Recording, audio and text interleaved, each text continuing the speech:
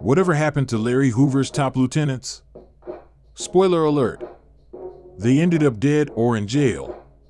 Larry Hoover is the chairman overseeing two boards of directors for the Gangster Disciples, one for the GDs locked up with him behind the walls in jail, and the other for GDs on the streets. But don't let the gang's Wall Street structure fool you.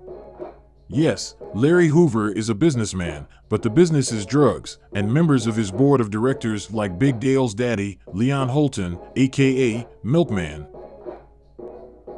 were drug dealers. On today's show we discuss the murders of 4 GD board members, ask whether or not Big Dale's daddy was a killer, and reveal the identities of 2 high-ranking GD snitches. Big Dale was the father of Fat Shawty, who was good friends with FBG Cash and other Gangster Disciple members, rapping with the group made famous by FBG Duck. In August 1988, NWA released the classic song, Fuck the Police, long before drill music, Chief Keef, and Lil Durk were even a thought in their mothers' minds. At that time, rapping about an actual murder that you and your friends committed was inconceivable and crazy, but things change. In December 1988, a bloody power struggle marked by 14 shootings broke out at the Cabrini Green housing complex as a renegade crew of GDs sought control of a portion of the lucrative drug trade. According to police, the group's offensive, even if it had not claimed any lives, shattered unwritten rules that for years had governed the drug business at Cabrini Green. Police traced around the violence to a group of outlaw teenagers who split from the 400 to 500 members of the GDs that dominated the drug trade at Cabrini Green. Police said the target of their investigation was a then 19-year-old Charles Dorsey, aka Big Chuck, the leader of the outlaw Gangster Disciples. Before splitting from the larger gang, Dorsey was given management control of 3 buildings in the complex, according to Lieutenant Walter Conrad of the East Chicago Avenue District Tactical Unit. Dorsey surrounded himself with around 25 heavy hitters who were responsible for most of the shootings in an attempt to keep control of the buildings, according to Conrad. Dorsey gained power when he was appointed a regent by William Hope, better known as Junior Hope, who ran drug operations in Cabrini Green for incarcerated board member Ernest Don Smokey Wilson after his homie on the outside, Don Bo John, was killed. A regent controls drug sales in GD territory under the direction of a governor who answers to Larry Hoover and his board of directors. Police said the split occurred after Dorsey began buying drugs from outside sources instead of from gang-authorized suppliers and kept the profits, a breach of gang rules, but Big Chuck Dorsey and his outlaw GDs eventually agreed to get in compliance with GD law, follow rules, and reunited with Larry Hoover. Several years later, 39 GD leaders were indicted on RICO charges, including Larry Hoover, in August 1995. A few months later, in January 1996, 26-year-old Charles Big Chuck Dorsey was murdered by his own gang. In an article originally published in the Chicago Tribune on January 10, 1996, the author wrote, "On January 8, Charles Big Chuck Dorsey was shot to death in a West Side bar that was a Gangster Disciples hangout."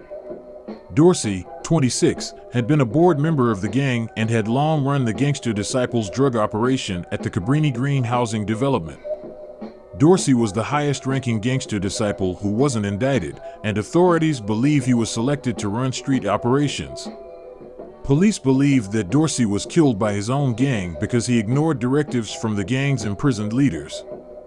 In assessing the impact of Operation Headache, authorities acknowledge that trying to figure out the inner workings of a gang is an inexact science that relies on confidential informants and the intuition of investigators.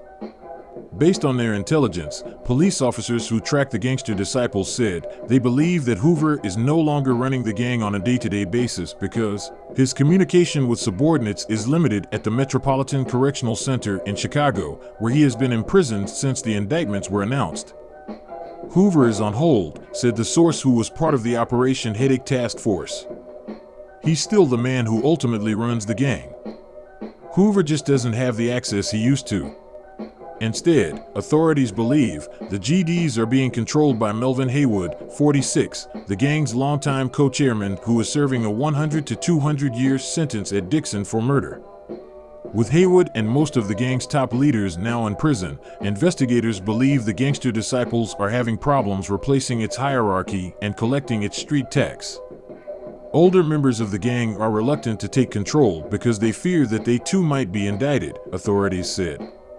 According to an assessment by the National Gang Crime Research Center about possible successors to Larry Hoover, George Knox wrote, the issue of gang leadership succession arises if Larry Hoover receives a federal life sentence arising from currently pending federal charges.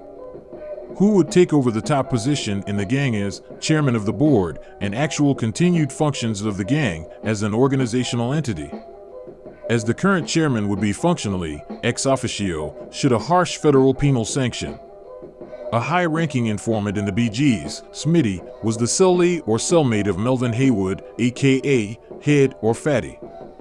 The informant stated that Melvin Haywood may take over the GDs, as he is next in line. At the Cabrini Green Public Housing Complex in Chicago, after the federal indictment of Larry Hoover, the GD governor for Cabrini was made a board member when he got out of prison. When he was in the Dixon Correctional Institution, he reported right to Melvin Haywood. Leon Holton, milkman, is said to be Melvin Haywood's main man. As one GD told us, no attempt has ever been made to take over Larry's function. You had a lot of bickering at the time of the spec tape. People did things in Larry's name for their own personal benefit. They never had any loyalty in the first place. It is all about personal gain now. If they can get more by turning to another organization, better money, more drugs, bigger position, they will flip to another organization. People are scared of the federal government. Of course, we know now that Melvin Haywood did not succeed Larry Hoover as the leader of the GDs, but at the time, Hoover's position was precarious. 2 months after the murder of Big Chuck, Big Dale's daddy, Milkman, a GD board member, was murdered by GD board member Vincent Galloway, aka Legs Diamond, and the governor he appointed, Melvin Clifton. In testimony at trial, we learned 2 things. The first is that Vincent Galloway and Melvin Clifton went looking for Big Dale when he was still Little Dale, and the second thing we learned is the reason Milkman was killed. According to Clifton's 2003 appeal, Delilah Hunt next testified for the state. She stated that in March 1996, Holton was her boyfriend. She testified that on the morning of March 10th, she and Holton drove to a restaurant and parked next to a car in which Galloway was sitting in the driver's seat. She said Holton got out of their car and got into the front seat of Galloway's car, and the 2 men talked for 10 to 15 minutes. Hunt said she and Holton then returned to their house, and at some point later, he left. Hunt subsequently learned what had happened to Holton. The next morning, March 11th, she met with Chicago Police Detective John Hamilton, who showed her a series of photographs from which she identified Galloway. Hunt said she noticed that unlike the photo, Galloway was bald-headed when she had seen him the day before in the restaurant parking lot. About 4 days after the shooting, Hunt saw Galloway and Clifton sitting together in a car. She said as she rode past, Clifton looked up and pointed at her, but she kept going and went home. About 3 hours later, Galloway came to her house and asked if Holton or Holton's son, Dell, lived there, to which she answered no. A week or so later, Clifton came to Hunt's house and asked her if someone new had moved onto the block. About 3 days after that, Galloway returned to Hunt's house and also asked if someone new had moved onto the block. Hunt said because she was scared, she called the detectives who were in charge of the case sometime after that. On April 12, 1996, while testifying before a grand jury, Hunt viewed a series of photos and identified Clifton. The state also called Philander Jenkins, who testified that he had been a member of the Gangster Disciples. Jenkins stated that he was arrested by federal authorities on November 6, 1997, after having sold $4,500 worth of cocaine to a federal informant. Because he was facing a possible penalty of up to life in prison without possibility of parole, Jenkins said he began cooperating with federal authorities. Jenkins also stated that the first time he said anything about the instant case was in mid-February 1998 when he talked to ASA Brian Sexton about it. According to Jenkins, though he spoke to federal authorities several times following his arrest in November 1997, they did not ask him about this case. Jenkins testified further that he was a gangster disciple on August 31, 1995, when 39 members of the gang were indicted in federal court. Neither Jenkins nor any of the principals in this case was among those indicted. Jenkins named 3 of the 39 who he said were board members, which is the rank just below Larry Hoover, the head of the Gangster Disciples. In addition, Jenkins named another of the 39 who he said was a governor, which is the next rank below a board member.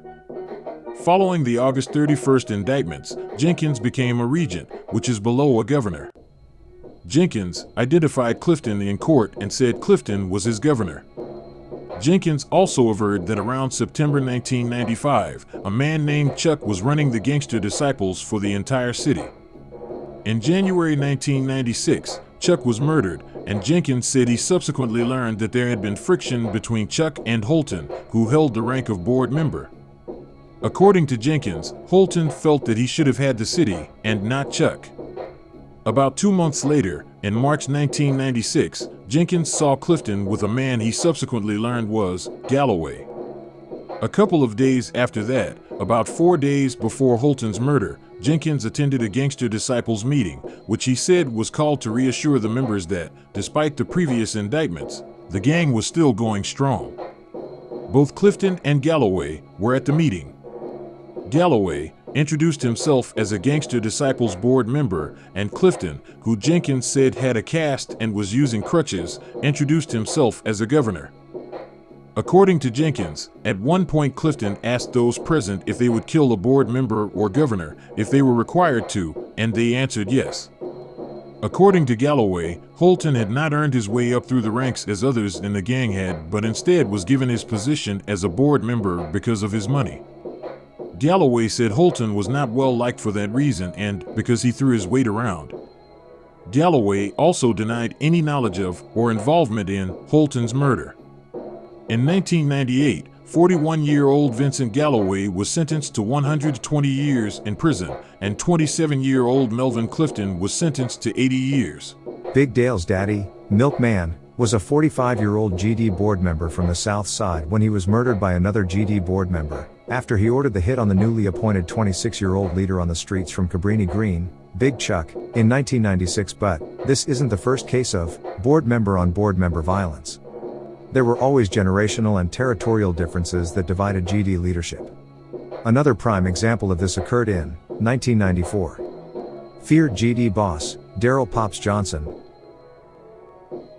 ordered a hit on Gregory G. Sharp, who was a GD board member. And I'll introduce everyone to our first GD snitch in a moment, and it's not FBI Butta, but before I do, smash that like button and subscribe to The Real CNN. Delano Trouble Finch lived up to his nickname, Trouble. He was the youngest GD to ever attain the rank of governor, and the highest-ranking member to testify against his co-defendants after the RICO indictment hit in August 1995. The record shows that Delano Trouble Finch reached a plea agreement, whereby he agreed to cooperate with the government, and be sentenced to 15 years, rather than the life sentence he was facing for his role in the GD narcotics conspiracy indictment of August 1995. Finch, at 18, had become the youngest governor in GD history. Finch was also involved in another murder, which he discussed with prosecutors, but for which he was never charged. His sentence was later reduced to 7.5 years pursuant to a Rule 35 downward departure, and Finch had completed his sentence in the witness protection quarters of prison. Finch's family received $7,500 to relocate. The murder that he was not charged with was the hit on G. Sharp. And even though he wasn't charged with the crime, other GDs were, and he snitched on them, like his name was, FBI Butta. So, that's 3 dead board members, 1 high-ranking snitch, and, since we've already covered the 2018 murder of another GD board member from Cabrini Green, Don Smokey, on orders from South Side board member, Frank Smith, aka Red Beard, in depth, in another video, I'll skip to a story that might explain their beef. Keith McCain is widely recognized as one of 3 men in this infamous picture of Larry Hoover, with a couple of his top lieutenants. He's also our second high-ranking GD snitch. Gregory Shell, aka Shorty G, was the leader of the GDs on the streets for Larry Hoover, before he was charged in the 1995 RICO indictment, along with Keith McCain. At first, McCain kept shit solid and didn't snitch, but according to him, he fell out with Shorty G in jail because he wanted to give his life to God. I know what you're thinking, but it's true. He really said that shit. In dramatic scenes from his testimony covered by Crown Courts TV, Keith McCain describes meeting Shorty G when he was 16 or 17 years old, in the mid-1980s, after Shorty G was released from doing time behind bars with Larry Hoover. Shorty G took Keith McCain, aka Gaddafi, under his wing, after Gaddafi beat up some nigga named Dark. Supposedly, he was playing softball with his friends, when he hit the ball onto the basketball court, where the older guys were hooping, and Dark threw the softball at him, so he kicked his ass. Afterwards, he was playing video games in a store with his friends when all of a sudden, Shorty G, Dark, and a bunch of older GDs surrounded the younger members. Shorty G asked Gaddafi if he had a gun on him, and handed him a .357 Magnum. When he said no, he told him to get in the car with him to take a ride, and made him the new regent for his neighborhood to replace Dark. Now, if this sounds like fake news from Snitches News to you, then we're in agreement, but let me get back to his story because I believe the next part. He had about 65 or 70 GDs under him as regent, and each governor had several regents. Members paid dues and sold drugs for the gang. Higher-ups collected money, and kept count. Niggas couldn't just claim GD, or sell drugs in their territory, if you weren't on count. That's what gang members talk about when they refer to the good old days, when the gangs were structured. According to Gaddafi, he's Shorty G's right-hand man, and he takes him to see Larry Hoover. They take the infamous picture, but Hoover pulls Shorty G to the side, and tells him not to bring Gaddafi back, until he buys better clothes. This picture shows what he wore on his second trip to see Hoover, when he ditched the brown suit. So, Shorty G and Gaddafi are tighter than virgin pussy until Shorty G tells him that he can't serve both God and the GDs, so he had to make a choice. Gaddafi dramatically yells, "I choose God," and they get into a fight that's quickly broken up, but other GDs let Gaddafi know that Shorty G had put a hit out on him. Gaddafi stops claiming GD for well over a decade until Don Smokey is transferred into his penitentiary.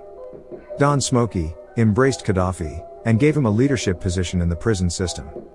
Don Smokey told Gaddafi, "I'll fix the problems between you and Shorty G." So, Gaddafi starts moving and shaking again in the federal penitentiary system, while locked up down south. That's how he had information about the GDs in Georgia that were extorting Rick Ross. According to his testimony, Don Smokey must not have fixed Gaddafi's problems with Shorty G, because he intercepts a kite, calling for the GDs in his prison to hit him up, so he turned government informant. Shorty G is locked up in ADX Florence, in Colorado, with Larry Hoover. And here's one more fun fact, before we go. According to Gaddafi, he's the man that made GD board member, Little Frank, aka Red Beard, who is the GD board member from the South Side, who ordered the hit on a board member from the now demolished Cabrini Green projects, Don Smokey, to flip from Vice Lord to GD, after hearing about his reputation of shooting at the GDs, but always getting away. In another dramatic story, Gaddafi kidnapped Little Frank, and gave him a choice, either flip to GD, or die.